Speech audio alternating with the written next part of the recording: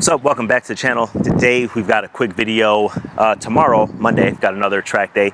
My second of the season. It's an advanced riding class, and I ordered in some Aero guards for the 899. Now these are 1199 Aero guards. I believe they come standard on the 1199R, which I have them in. I'll show them to you.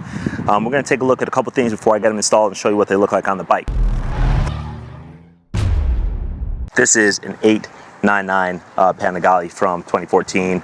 Since then, they've come up with a couple different versions. They've improved this with the 959, had a different front fairing and a different tail fairing. Tank was the same, and then they changed it. They went to the V2, which had the same engine as 959, but then had totally different fairings. So one of the reasons why I picked up the 899, which I had talked about in my first videos, is I absolutely love the slimness of this bike. I love the nose fairing and the tail fairing more than the 959.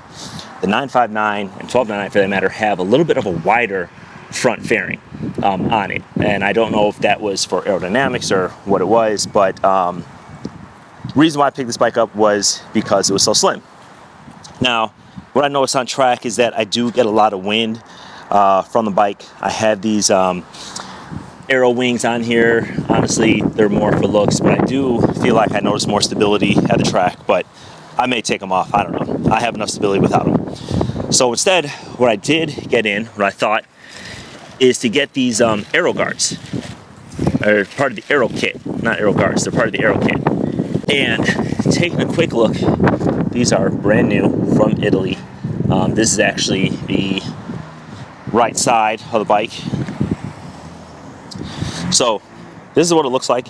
It's pretty easy to install. It slips between the fairing, but it sits right here and actually will extend this fairing out a bit to make it wider. Now I don't know how this is going to look, because like I said, I like how this looks slim. So I'm going to do a before shot so you guys can see how slim this is, and I will add these on. I'll do an after shot. But we're going to clean up the bike. You can see from my last track day, this is a little dirty, and since this is going to cover this portion, we'll just get it cleaned up. I like that the red, it's pretty much the same, but you can tell this one, I mean, it's just fresh, brand new, straight from the factory. It is a super windy day, so I'm not going to show you installing. I'm just going to show you the after. As you see, they're super easy to install. Unclip a couple bolts, slide it in, and clip it back. So we'll be back in a second. Let's go ahead and check real quick just how much these weigh. Everyone's always concerned about weight. 0.25 pounds, so actually heavier than I thought because they feel super light, but it is just 1/4 pound for each side. One side is finished. It actually took a lot less time than I thought, and I'll show you on the other piece actually how they go in, because there's actually 0 screws involved. But you can see just how wider it is. The one on the left has the extension on it. If you zoom in, you can kind of see that line right there. That is the extension. So it's not a lot wider, but it is, I mean, you could tell the difference. I actually like how it looks. I think it gives it a bigger stance overall, and I could see definitely how it could help a little bit block some of the wind. Now, one of the things I was concerned about was the movement of the handlebars, so I wanted to show you guys that in case you guys had some concerns. You can see here is the wider portion right there, just that little extension on the right. I don't have it on the left. I haven't put the left one on, so it's not going to interfere with the handlebars at all.